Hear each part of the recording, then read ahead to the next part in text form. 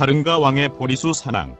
이 전생 이야기는 부처님이 기원정사에 계실 때 장로 아난다가 큰 보리수를 공양한 일에 대해 말씀하신 것이다. 부처님이 근기가 익은 사람을 가르쳐 모이기 위해 사람 사는 마을로 행각하러 떠나시고 안 계시는 동안에 사위성 사람들은 향과 화만을 가지고 기원정사로 왔으나 그것을 공양할 대상을 달리 발견하지 못했다. 그래서 가지고 갔던 물건을 향실 입구에 두고 돌아갔다. 그들은 그것만으로도 큰 기쁨을 느꼈다. 그 고독장자는 이런 사실이 있었다는 말을 듣고 부처님이 기원정사로 돌아오시자 이내 장로 아난다에게 가서 말하였다. 이에 아난다가 부처님께 물었다. 부처님, 지제에는 몇 가지가 있습니까? 아난다여, 3가지가 있다. 부처님, 그것은 무엇입니까? 사리리카와 타러보기카와 우디시카다. 부처님, 그렇다면 부처님이 세상에 계실 때에도 지제를 공양할 수 있습니까? 아난다여, 사리리카는 될 수 없다. 그것은 모든 부처님이 인멸하시기 전에는 될 수 없는 것이다. 그러고 우디시카는 구체적인 것이 아니기 때문에 그것을 생각함으로써 예배하게 되는 것이다. 그러나 모든 부처님이 사용하신 큰 보리수는 부처님이 세상에 계시거나 인멸하신 뒤에도 지제가 된다. 부처님이 행각을 떠나시게 되면 이 정사에는 귀의할 대상이 없게 됩니다. 그래서 사람들이 공양하려 해도 공양할 대상을 얻지 못합니다. 나는 큰 보리수에서 그 종자를 따 가지고 와서 이 정자 문 있는 곳에 심으려고 생각합니다. 그것 좋은 일이다. 아난다여, 그것을 심도록 하라. 그렇게 되면 이 기원정사는 완전히 내가 거처하는 일정한 주거지처럼 될 것이다. 아난다 장로는 급고독장자와 부사카와 국왕에게 말해 기원문결에 보리수를 심을 자리에 구덩이 하나를 파괴했다. 그리고 또 장로 목걸련에게 말했다. 장로님, 나는 기원문 곁에 보리수를 심으려 합니다. 이를 위해 큰 보리수에서 열매를 하나 따다 주십시오. 목걸련은 승낙하고 허공을 날아 보리도량으로 갔다. 그리하여 가지에서 떨어지는 열매가 땅에 닿기 전에 우도수로 그것을 받아가지고 와서 아난다에게 주었다. 장로는 그날 보리수를 심으려고 구살라 왕에게 말했다. 왕은 저녁 때에 나무를 심기에 필요한 기구를 많은 종자들에게 들려 그곳으로 왔다. 그와 같이 급고독장자도 비사카도 또 다른 신자들도 많이 왔다. 아난다는 보리수를 심을 장소에 큰 황금독을 가져다 놓고는 그 밀에 구멍을 뚫고 독 안에는 향리를 가득 채웠다. 그 향리 속에 열매가 들어있었다. 그리고 대왕님, 이 보리수 열매를 심어주십시오 하며 그것을 왕에게 주었다.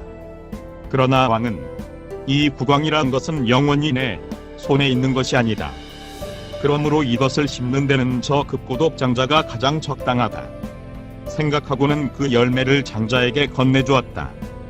그 향리는 손에서 떨어지자마자 여럿이 보는 앞에서 보살머리만큼 큰 보리수가 쭉쭉 뻗어나와 그 높이는 50주나 되었다.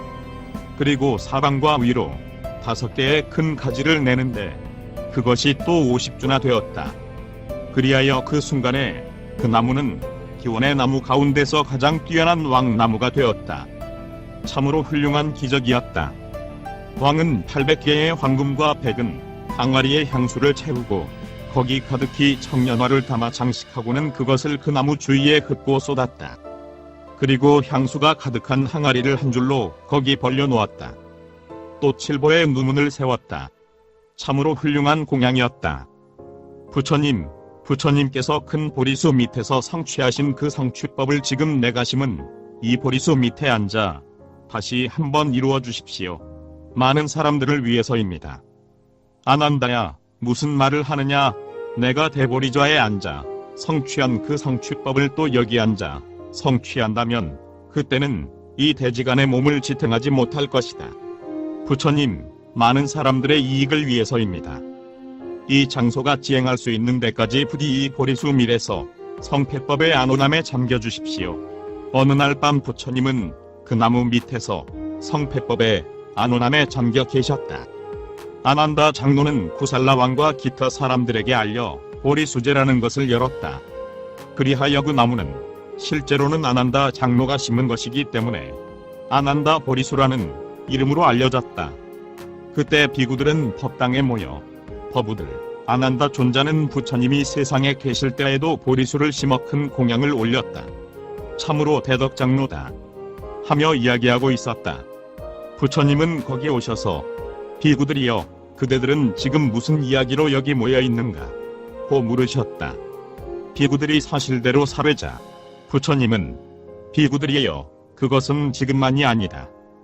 전생에도 아난다는 사대주의 사람들을 그 권속과 함께 모아 많은 향과 화만을 가져오게 하여 큰 보리좌에서 보리수 제를 지낸 일이 있다 하고 그 과거의 일을 말씀하셨다. 옛날 가른가 왕이 가른가국의 나다포라 수도에서 나라를 다스리고 있었다. 그에게는 두 왕자가 있었는데 이름을 대가른가 소가른가라 하였다. 관상가들은 예언하여 그 형은 그 보왕이 죽은 뒤에는 그 왕국을 다스릴 것이라 하고 그 아우는 장차 집을 떠나 선인이 되어 행거라며 지낼 것이다. 그러나 그 아들은 전륜왕이 될 것이다 하였다. 세월이 흘러 그 부왕이 죽자 형인 왕자는 왕위에 날아가고 아우인 왕자는 부왕이 되었다. 그러나 그는 그 아들이 전륜왕이 된다고 생각하고는 그 아들의 일로 해서 어쨌든 교만한 행동이 많았다. 그래서 그 형인 왕은 마침내 참다 못해 소가른가를 포박하기 위해 사자 한 사람을 보내었다. 그 사자는 거기 가서 부왕님, 대왕님이 당신을 포박하려 합니다. 부디 당신의 생명을 지키기 위해 도망가십시오 하였다. 이 말을 듣고 그는 자기의 인장이 있는 가락지와 고운 털옷 등 이 세 가지를 그 사자로 온 그 사랑하는 신하에게 보이면서 이런 기념물을 증거로 하여내 아들에게 이 나라를 주도록 하라 하고 그는 그 숲속으로 들어가 마음에 맞는 어느 강가에 암자를 짓고 출가한 사람으로 살아갔다. 달가국의 사갈성에 사는 달마왕에게는 한 사람의 딸이 있었다. 관상가들은 그녀의 상을 보고 이 처녀는 행거라며 살겠지만은 그 아들은 전륜왕이 될 것이라 예언했다. 온 세계의 왕들은 그 소문을 듣자 곧 달려가서 그 성을 포위하였다. 달마왕은 만일 내가 이 딸을 어떤 한 사람의 왕에게만 주면 다른 왕들은 반드시 몹시 노할 것이다. 나는 이내 딸을 보호하지 않으면 안 된다 생각했다. 그래서 왕은 그 딸과 왕비를 데리고 남몰래 성을 나와 숲속으로 들어갔다. 그리하여 항화가의 가른가 왕자의 암자보다 그 상류가 되는 곳에 암자를 짓고 출가하여 떨어진 나무 열매 등을 주워 먹으면서 거기 살고 있었다. 그 양치는 딸을 보호해 기르려고 그녀를 암자에 남겨둔 채나무 열매를 주러 나가면 그녀는 온갖 꽃을 따서 화만을 만들었다. 그래서 그녀는 항아가에 있는 마치 다리를 세워 놓은 모양으로 나 있는 꽃이 활짝 핀 암나나무에 올라가 화만을 만들어 강물에 던지면서 혼자 즐거워하고 있었다. 그런데 어느 날 그 화만이 항아에 목욕하고 있던 가른가 왕자의 머리에 걸렸다. 그는 그것을 보고 이것은 반드시 어떤 여자가 만든 것이다. 그러나 어른이 만든 것이 아니요 어린 처녀가 만든 것이다. 어디 찾아보자 하고 번뇌에 흔들리면서 항아 상류로 올라갔다. 처녀는 암나나무 위에 앉아 아름다운 소리로 노래하고 있었다. 그녀의 모습을 발견하고 처녀여 그대의 이름은 무엇입니까? 하고 물었다. 나는 사람입니다. 그러면 내려오십시오. 안 됩니다. 나는 철제리족입니다. 처녀여 나도 철제리족입니다. 내려오십시오. 아니 안 됩니다. 말만으로 믿을 수 없습니다. 만일 철제리족이라면 철제리의 주문을 외워보십시오. 그들은 서로 철제리 주문을 번갈아 외웠다. 그녀는 나무에서 내려왔다. 그리하여 그들은 인연을 맺었다. 양친이 돌아오자 그녀는 그 가른가 왕자의 일과 그가 숲속에 들어온 일들을 자세히 이야기했다. 양친은 승낙하고 그녀를 그의 아내로 주었다. 그들이 화목하게 살아가는 동안에 그녀는 임신하게 되었다. 그리하여 10달이 지나 복덕의 상이 있는 사내를 낳아 그 이름을 가른가라 하였다. 그는 자라나면서 그 아버지와 조부 밑에서 모든 지식을 완전히 배웠다. 그런데 그 아버지는 별의 운행을 보고 그 형의 죽은 것을 알았다. 그리하여 그는 아들에게 너는 이런 숲속에 살 것이 아니다. 네 백부 대가릉은 죽었다. 너는 나다포라로 가서 우리대로 물리는 나라를 차지해야 한다. 하며 그 손에 끼고 있던 인장 있는 가락지와 고운 털옷과 차는 칼을 주면서 나다포라라는 거리에 우리의 충실한 부하가 살고 있다. 거기 가서 안방으로 안내를 받거든 이 세 가지 물품을 그에게 보이고 내가 내 아들인 사실을 이야기하여라. 그러면 그는 너를 왕위에 오르게 할 것이다. 하고 그를 보냈다. 그는 양친과 그 조부모에게 인사하여 하직한 뒤에 그 복덕에 의한 신통의 힘으로 허공을 날아 그 부하의 집을 찾아가 안방에 안내되었다. 누구십니까? 나는 소가름가의 아들이다. 하며 그 세 가지 물건을 내보였다. 그 부하는 이 사실을 왕궁 사람들에게 알렸다. 대신들은 곧 성내에 포고하여 온성을 장식하라 명령하였다. 그러하여 그들은 그에게 왕의 상징인 일선을 씌우고 그를 왕위에 나아가게 했다. 때에 가른가바라두바체라는 사제는 전륜왕으로서 필요한 10가지 일을 말해 그는 그것을 모두 성취했다. 그래서 15일의 자자일에는 윤보지에서 윤보가 나타나고 호살종에서는 상보가 운마왕종에서는 마보가 디브라산에서는 주보가 오고 또 여보, 거사보, 전병보도 나타났다. 그는 철위산 이내의 전 세계의 주권을 손에 쥐었다. 어느 날 그는 그 길이가 36유순이나 되는 대신들에게 둘러싸여 새하얀 케라사산에도 견줄 만한 흰 코끼리를 타고 화려하고 훌륭한 장식으로 그 몸을 꾸미고 허공을 날아 그 양친을 찾아갔다. 그런데 모든 부처님의 뛰어난 좌석으로 대지의 배꼽인 대보리자의 뒤에 이르자 그 코끼리의 발은 멈추어 아무래도 그 위를 지나갈 수 없었다. 왕은 제3채차 채찍을 휘둘러 재촉했으나 어찌할 수 없었다. 이 사실을 설명하기 위해 부처님은 다음 개송을 오르셨다. 그 전륜왕 가른가왕은 이 세상을 법다이 다스렸다.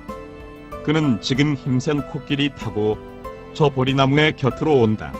때의 왕의 사자는 왕과 함께 있다가 이 허공에 어떤 장애물이 있을 턱이 없다. 어째서 왕은 이 코끼리를 나아가게 하지 못하는가? 한번 조사해보자. 하고 허공에서 내려왔다. 그리하여 모든 부처님의 뛰어난 좌석, 대지의 배꼽인 대보리절을 발견했다. 그때 거기에는 왕의 카리사만큼의 넓이가 한정하여 토끼 수염만큼의 풀도 나지 않고 은관처럼 새하얗게 빛나는 모래가 그 일면에 깔려 있었다. 그런데도 그 주위의 일면에는 잡초와 덩굴풀이며 산에 나는 큰 나무들이 우거져 마치 보리좌를 오른쪽으로 도는 모양을 하여 또 보리좌를 향해 있었다.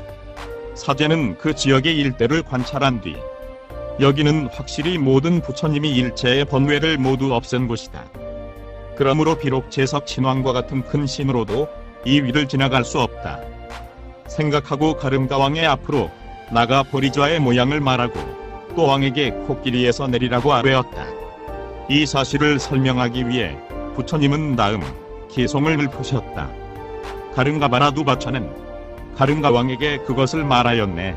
음자의 아들인 왕의 굴러가는 황금 수레를 인도하는 그는 합장하고 말하였네.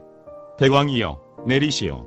이 일대의 지역은 모든 부처님께서 참탄하시는 곳, 여기야말로 그 유례없는 모든 부처님, 위없는 깨달은 이가 해탈에 빛나고 있네.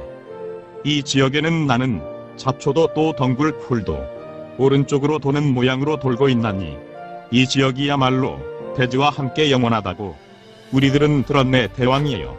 모든 것을 떠받고 있는 이 대지를 큰 바다가 둘러싸고 있는 한 이 자리는 대지와 함께 무궁하나니 대왕이여 코끼리에서 여기 귀명하시라. 그 어머니도 아버지도 뛰어나게 좋은 그 종족 거룩한 당신의 코끼리들 이런 곳에 오는 일 있으리. 그러나 그 어느 코끼리도 이곳은 감히 지나가지 못하리. 당신의 그 큰 코끼리 그 종자 거룩하네. 뛰어난 그 코끼리 아무리 몰아보라. 이런 곳까지 올 수는 있지만 다시 한 발자국 더 나아가지 못하리. 이 말을 듣고 가른가왕은 그 점상자의 말에 귀를 기울여 드디어 그 코끼리 몰아보았네. 저 말이 진실인가 시험해보리라고 왕의 큰 코끼리는 채찍질 맞고 푸른 해오라기처럼 외치며 나갔네. 그러나 그는 가다 다시 달려 돌아와 무거운 짐을 견디지 못하는 듯 허공에 쓰러졌네. 그 코끼리는 제3, 제사왕의 채찍질 맞고 고통을 견디지 못해 끝내 죽고 말았다.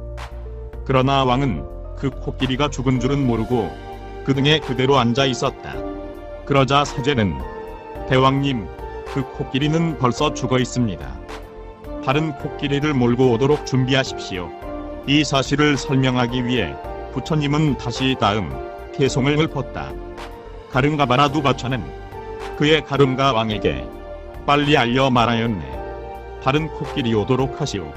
이 코끼리는 벌써 죽어서 대왕님, 왕의 복덕에 의한 신통의 힘으로 포살 중에서 곧 다른 코끼리가 와서 그 등을 들이댔다. 왕은 그 등에 앉았다.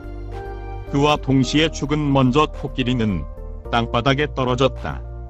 이 사실을 설명하기 위해 부처님은 다음 개송을 읊으셨다. 이 말을 듣고 가릉가왕은 얼른 서둘러 그 코끼리를 바꿔 탔다. 그러나 그와 동시에 먼저 코끼리를 땅바닥에 떨어졌나니 코끼리 그렇게 되자 그 점상자의 말은 진실이었네. 그리하여 왕은 하궁에서 내려와 보리좌를 자세히 바라보고 또 그 사제를 찬탄하였다. 바람은 가름가바라두바차에게 나 가름가는 이렇게 말하노라. 실로 그대야말로 바로 깨달은 사람, 일체를 알고 일체를 보는 사람.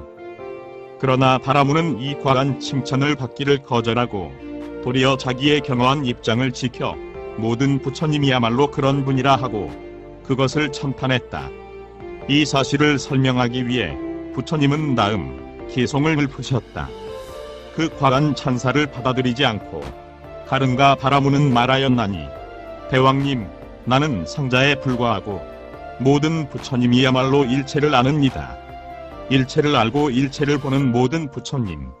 그러나 그분들은 상술에는 미숙하다. 우리는 학자에 불과하지만 모든 부처님이야말로 일체를 아네. 왕은 모든 부처님의 덕에 대한 이 말을 듣고 마음으로 기쁨을 견디지 못하여 철위산 안에 사는 모든 사람에게 향과 화만을 가지고 오도록 명령하였다. 그리하여 대보리좌에서 이래 동안 보리수에 공양하였다. 이 사실을 설명하기 위해 부처님은 다음 개송을 읊었다. 그 보리수에 공양하되 갖가지 음악을 연주하고 화만과 피우는 향 바르는 고약을 운반하고 그 주위의 벽을 둘러치고는 그리고 왕은 출발하였다. 6만 개의 수레로 온갖 꽃을 모았나니 가릉가왕은 그 위 없는 저 보리좌를 공양하였다. 이렇게 왕은 보리수에 공양한 뒤 그 양친을 찾았다. 양친을 모시고 나다포라로 돌아온 뒤에는 오시 등 갖가지 공덕을 쌓다가 죽은 뒤에는 33천에 났다.